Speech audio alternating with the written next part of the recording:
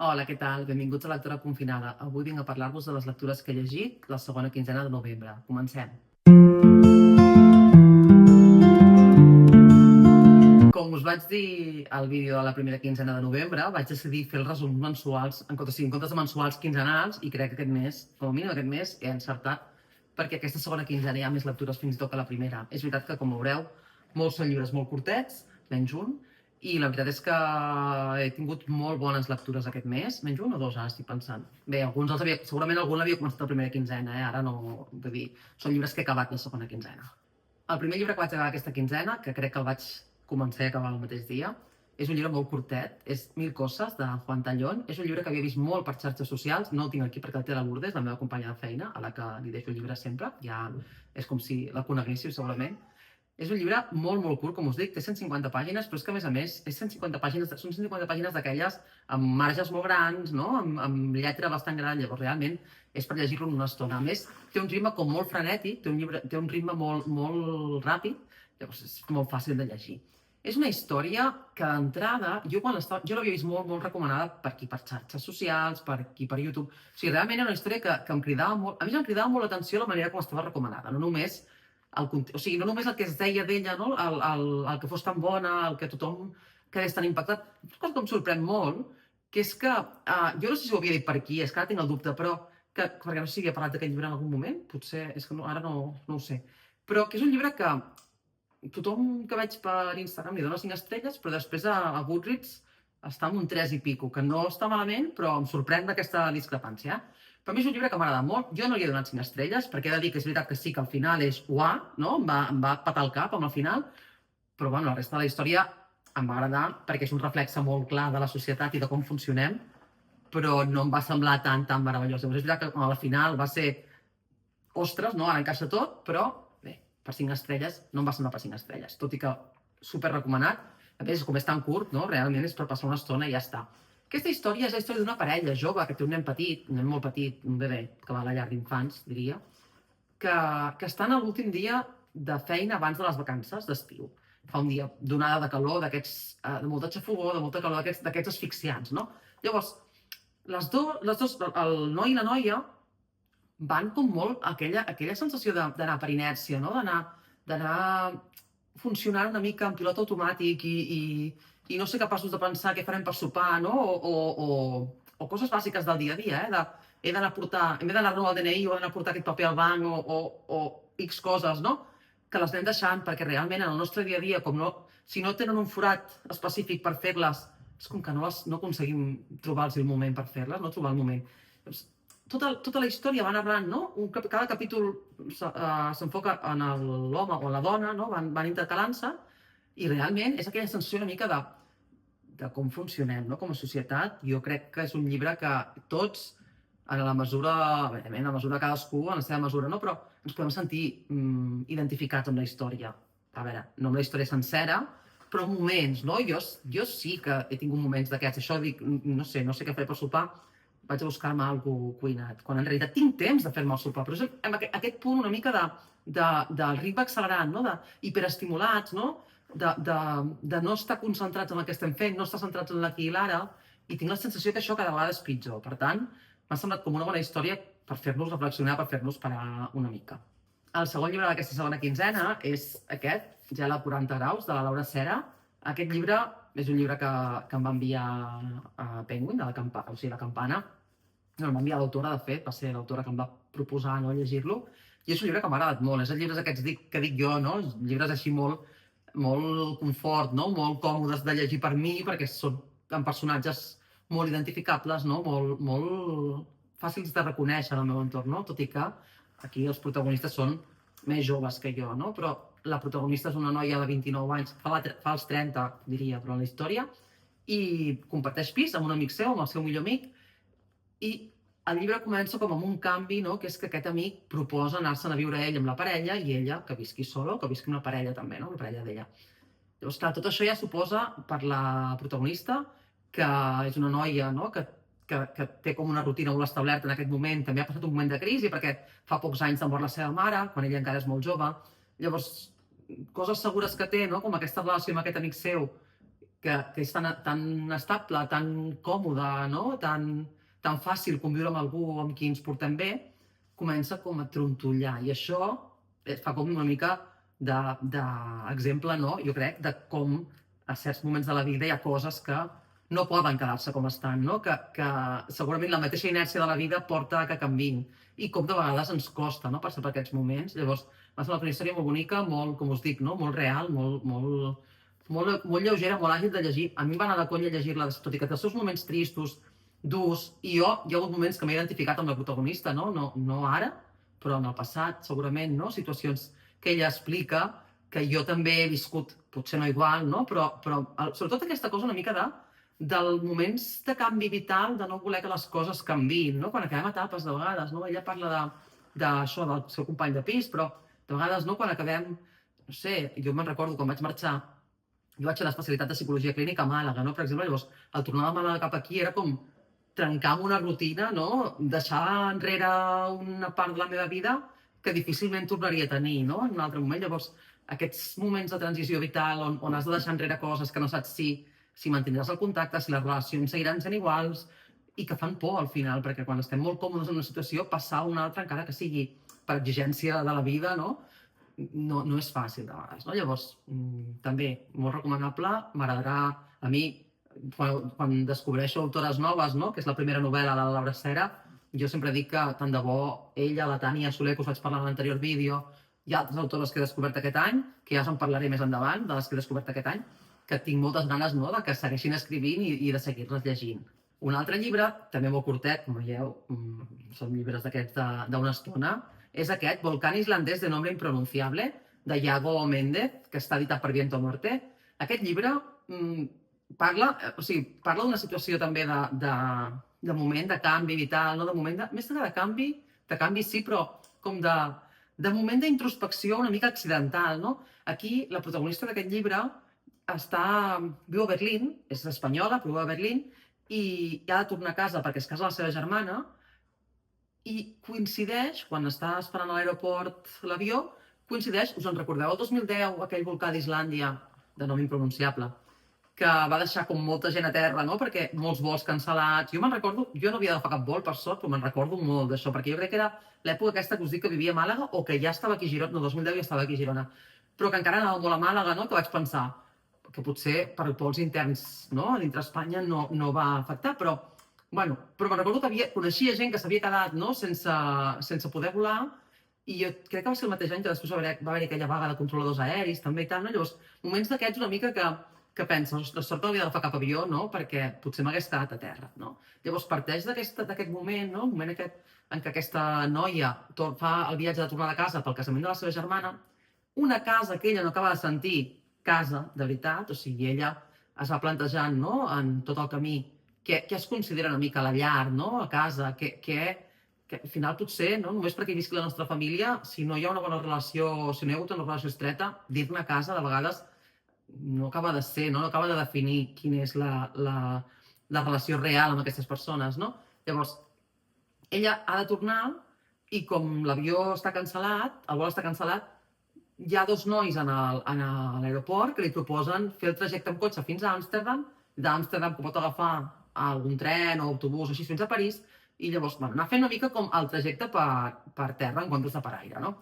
Clar, tot això què passa? Que al final el que fa és que ella tingui com molt de temps per anar-nos explicant, no?, per anar recordant quina és la seva història, i una mica també per anar triant de quina manera es vol posicionar en aquesta família, no? És com un viatge d'aquests, que és un viatge, no?, de Berlín a un lloc d'Espanya, però acaba sent un viatge també interior, no?, de la protagonista. Doncs m'ha semblat, amb algun gir sorprenent, no?, que sí que és veritat que hi ha alguna cosa que te la vas olorant, potser, no?, a mesura que va avançant el llibre, però m'ha semblat una manera molt bonica, i hi ha com tot un tema del que no es parla a la sinopsis i que jo m'he trobat per casualitat, llavors no us l'explico, d'aquest viatge interior que és molt interessant. El següent llibre no el tinc aquí tampoc, perquè també el té la Lourdes, és La noia del te, de Lisa Sí, que és un llibre que jo no sé, ara tinc... perquè resulta que al meu mòbil, jo no sé si és l'actualització de l'iOS, ara m'estic liant una cosa que no té res amb els llibres, però que la càmera segurament es deu poder arreglar, però que si tinc el gat a davant, segons com, és que no sé si l'esteu veient, l'enfoca ell i no m'enfoca a mi, llavors pot ser que jo surti borrosa, ho dic perquè ha passat en algun altre vídeo ha passat.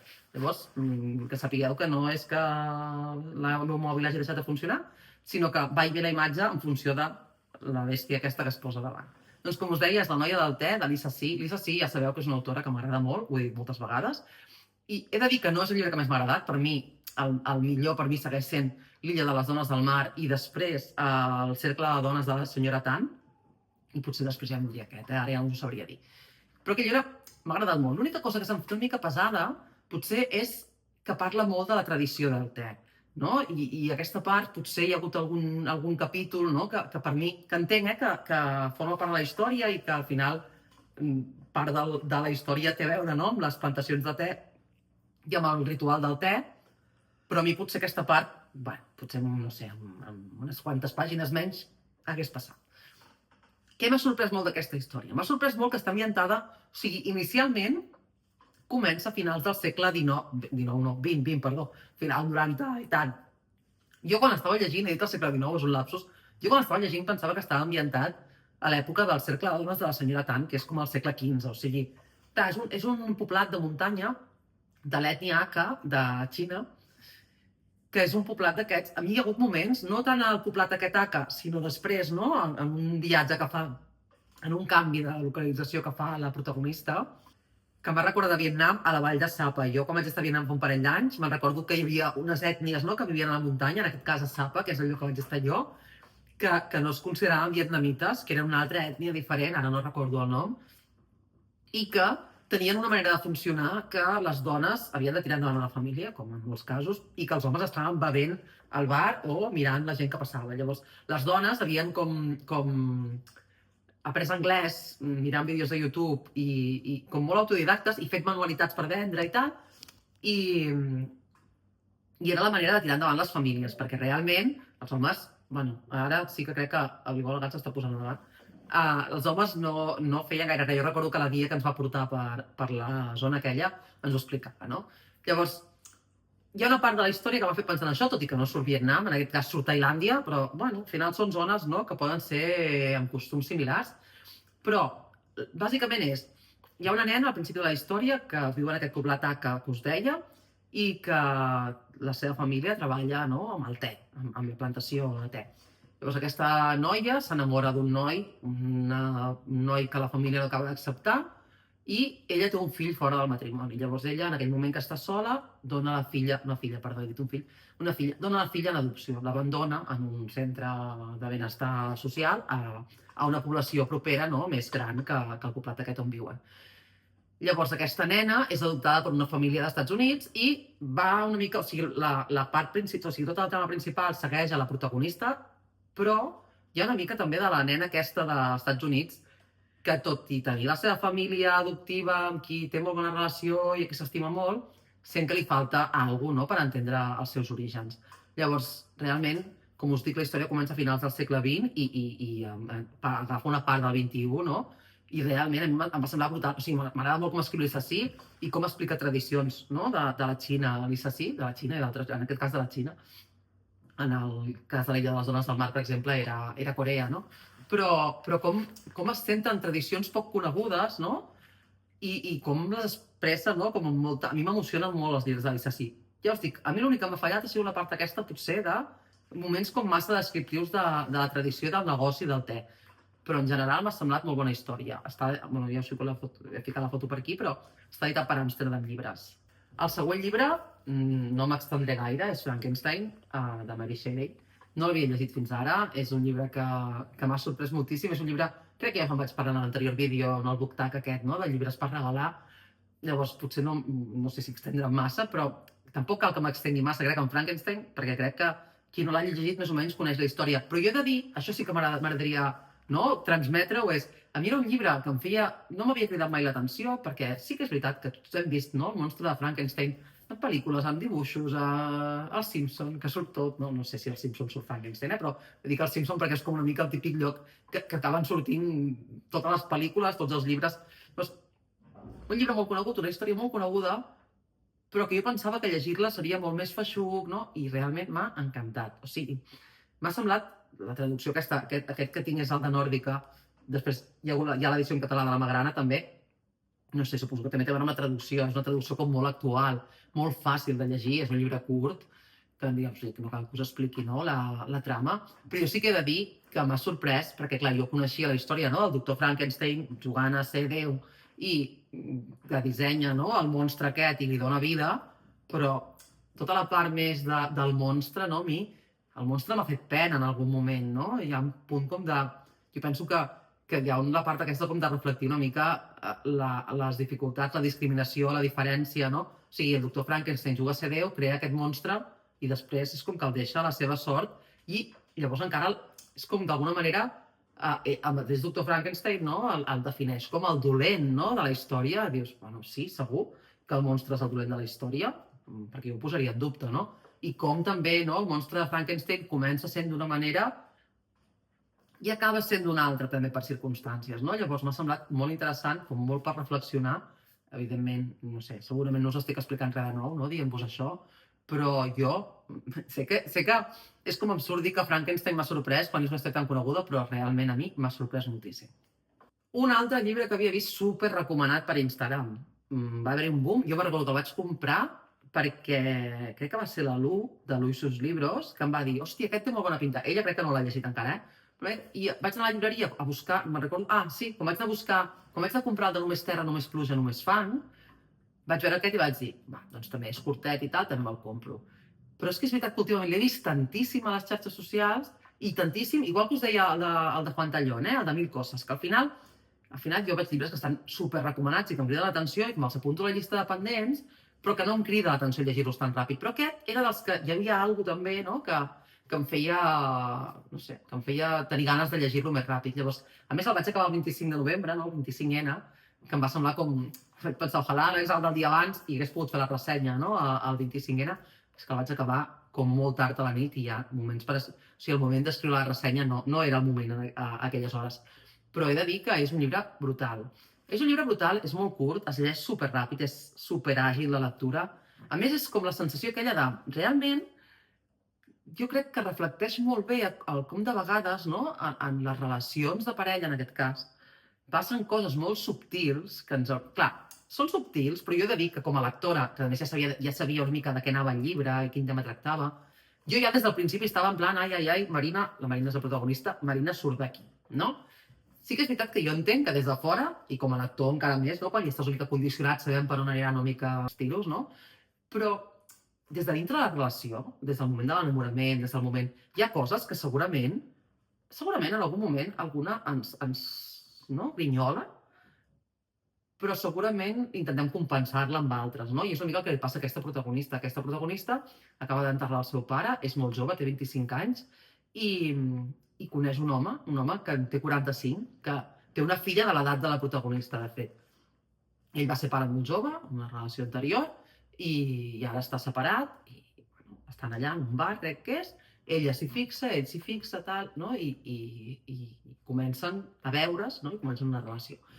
Clar, què passa amb aquesta relació? Aquesta relació, a la Marina, la té com, d'alguna manera, enlluernada, no? Per què? Perquè és un tio que és ric, que és guapo, que es mou d'una manera, no? Es mou per uns ambients que a ella li crida l'atenció, se sent com molt valorada, molt estimada, molt portada així una mica amb safata, no? Però què està passant al mateix temps? Se sent així, però al mateix temps l'està separant dels seus amics, de la gent de la seva edat, la jutja, no?, per les relacions. Aquesta crítica així com més passivo-agressiva, no?, jo et dic que sí, fes el que vulguis, però després m'enfado si no fas el que jo dic, no? Llavors, tota aquesta història, o sigui, sense que passi res molt greu, aparentment, anem veient, no?, com ella està entrant aquí i com en el moment que ella comença a qüestionar-se què està passant aquí, no? Llavors, m'ha semblat una història meravellosa, està molt ben escrita, però a més és que em sembla que totes podem ser la Marina i totes, si no ho hem sigut, podem haver conegut algú que està en el lloc de la Marina.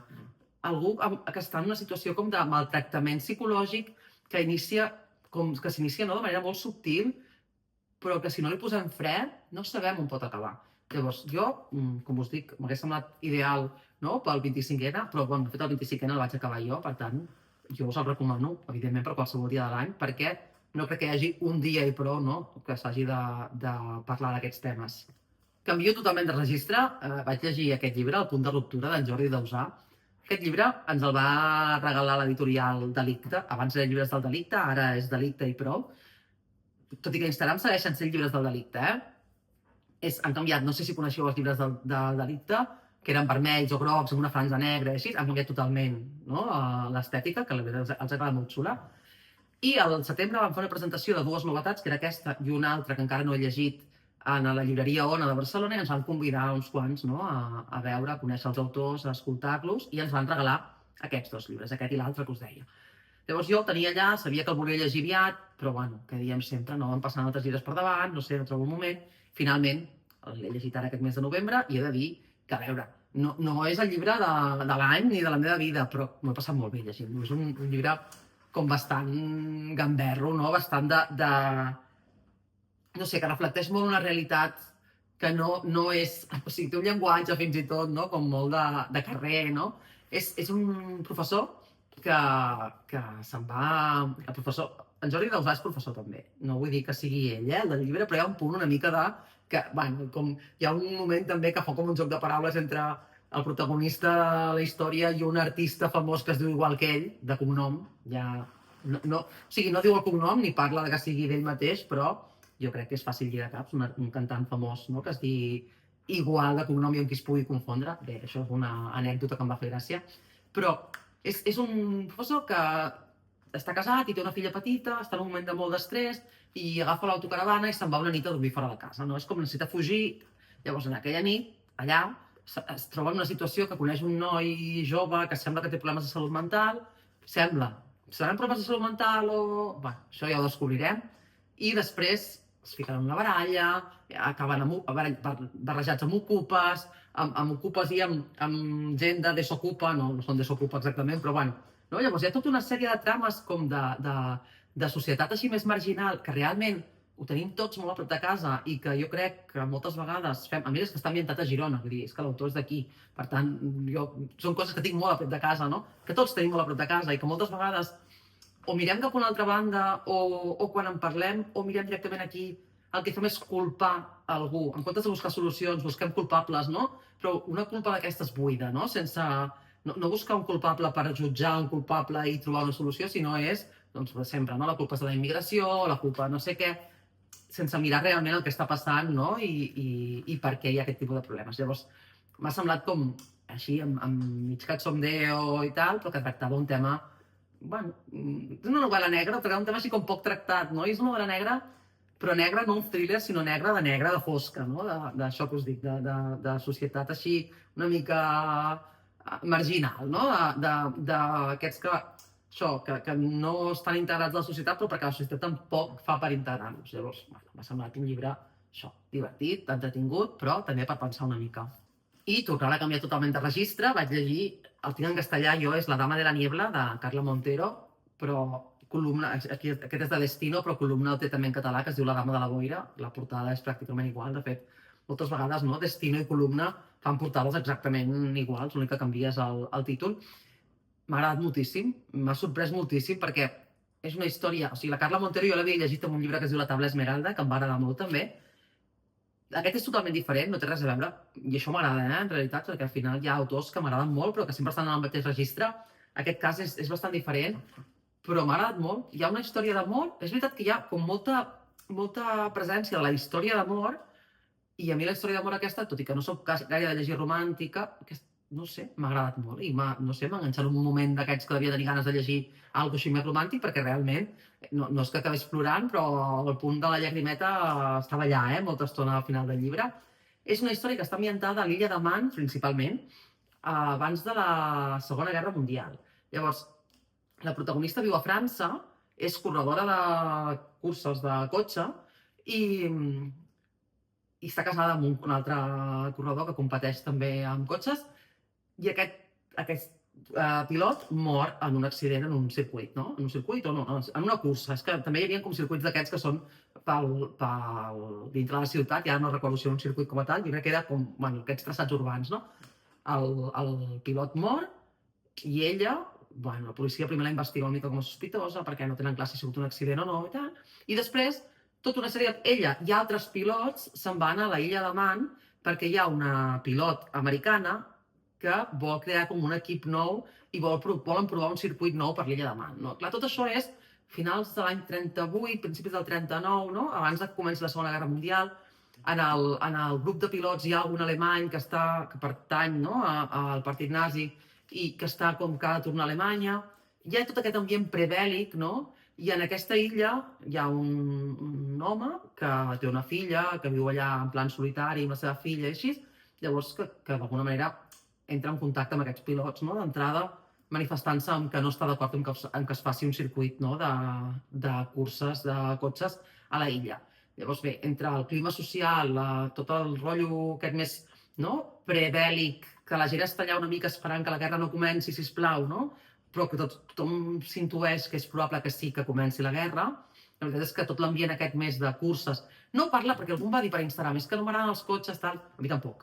Vull dir, no parla no s'entreté parlant de cotxes i de pilots, sinó és més l'ambient una mica, no?, d'aquestes curses i de com hi ha dones, hi havia dones ja en aquesta època, pilots, que estaven en un món molt masculí, no?, i que tot i així aconseguien destacar i que crec que, no sé, jo no ho sabia això, no coneixia dones pilots de l'any 38, per tant, aquesta part també d'homenatge a aquestes dones. No sé, la veritat és que està superben escrit i que té 500 i pico pàgines, però és d'aquests de no parar de llegir, perquè és que és molt fàcil de llegir també.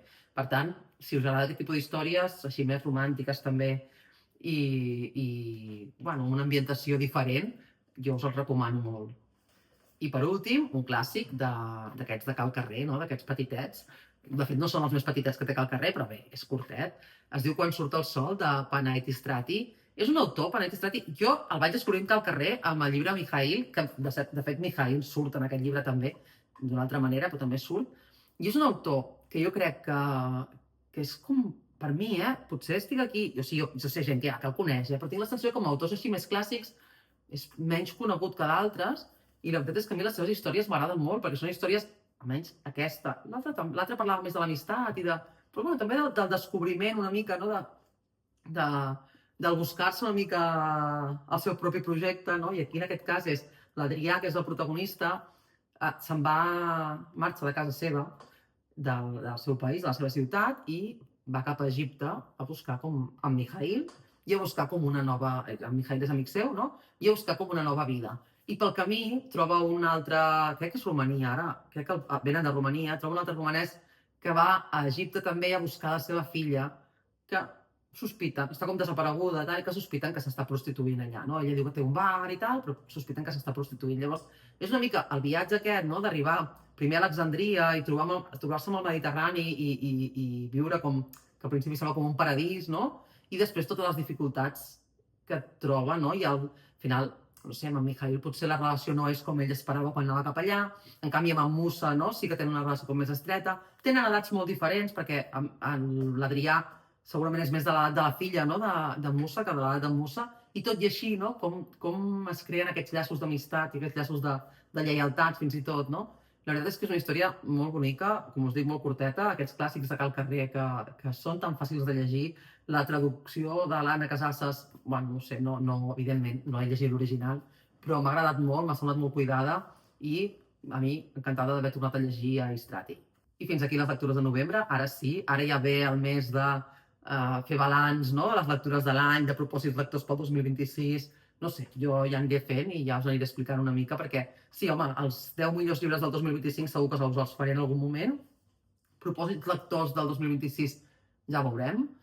No sé, perquè de vegades, com sempre dic el mateix, és que al final em proposo coses i després faig el contrari. Per tant, no sé si té massa sentit que faci vídeos d'aquests de llibres que vull llegir el mes que ve i després en llegeixi uns altres. Però bé, sí que tinc una mica d'idea, no?, de llibres, no tant de les col·laboracions que m'arriben d'editorials, que aquests ja els vaig llegint i us vaig dient, sinó dels llibres que tinc jo que m'he anat comprant, que tinc, un dia us ho ensenyo, no? Ja vaig fer no us ho vaig ensenyar per aquí, vaig fer per Instagram.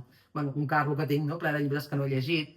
Llavors, hi ha uns quants d'aquests que porten bastant de temps a la meva prestatgeria i que m'agradaria intentar fer-los baixar una miqueta, no?, i llegir-los, sobretot alguns tinc moltes ganes de llegir-los. Per tant, no sé, ja us explicaré si faig algun propòsit o si simplement vaig fent sobre la marxa. De moment, ens veiem en el proper vídeo.